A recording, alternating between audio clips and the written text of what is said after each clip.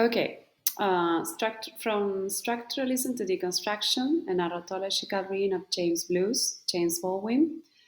In this story, I'm going to debate and acknowledge some deeper levels of understanding within the story by using some key scholarships concepts from Levi-Strauss, binary oppositions, Gene-five concepts, narrative discourse, facts theory, and bar genre without genre. And finally, I'm going to compare the story with jazz, some elements in jazz.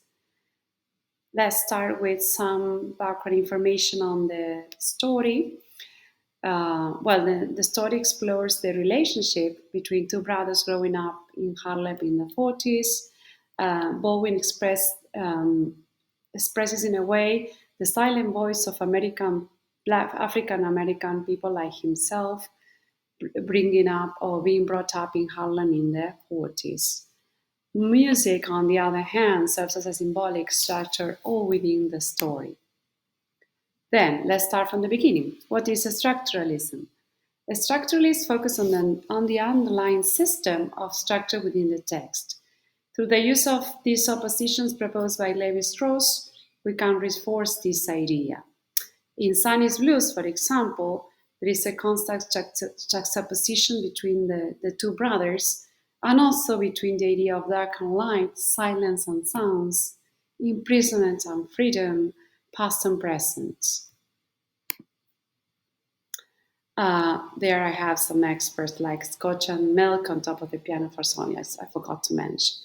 In these slides, we can go for narratology, which on the other side focuses on structure, analyzes the structure and point of view. We are going to go deeper in the level of analysis, and we are going to take some frameworks from Gene and Bakhtin to analyze the story from this perspective. For example, according to Gene-5 five concepts of analysis, we can speak about the use of flashbacks that Baldwin used throughout the story on analepsis, and the dialogues are compressed or expanded at some times. We can also speak about first-person narrator or homodiegetic. As regards the focalization, we can say that it's an internal focalization because we are told the story from the narrator's eyes. Mood. We can express or claim that the story has diegesis, but there is also some mimesis in the end in the jazz performance at the club by Sonny. We can speak about the story having an intradiegetic level in the narrative style because the story is himself, or the narrator is himself within the story. And then let's think about considering James Baldwin cultural background and considering Bakhtin theory. We can also say that as for Bakhtin, meaning was not something fixed within the text, but rather something that emerged from the context or broader context or historical context of that period. We can argue that this story is also not only fictional, but also an autobiographical. Well, that's what I said before. Then what about structuralism? From structurally to post-structuralism deconstruction. In this case, we can take the reader's theory and also Barth's to challenge these concepts. And we can express, as in the next slide, that the text could be understood as polyphonic because in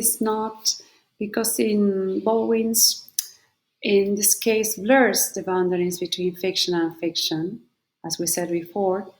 Having himself been brought up in Harlem, I think this is a question of some cases an autobiography. Here we have some extras from the story. Then in the next slides, What about jazz, finally? Well, I think that's music becomes the sideward binary collapse.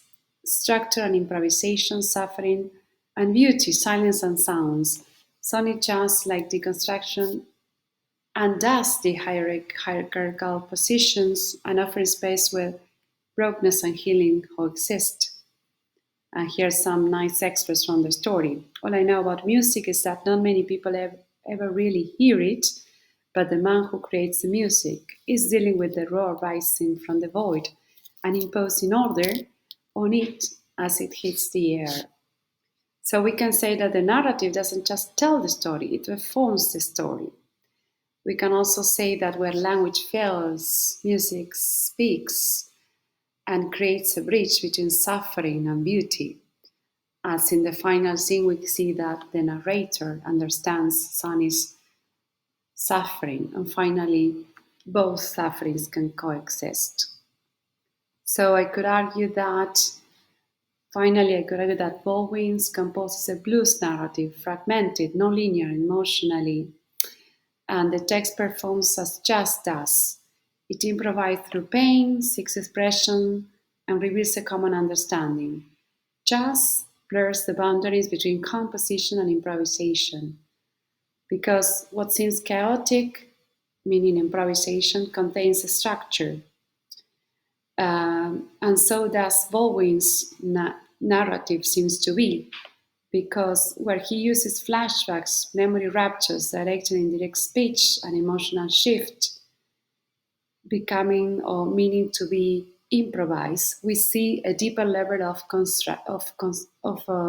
structure, that guides the reader through the different tension, conflicts, lights, and darkness that African Americans, making an analogy, could be or could experience being brought up in Harlem in the 50s. Finally, in the last scene, I have some links to the story, and I forgot to mention that there is some nice jazz music embedded in the story as well.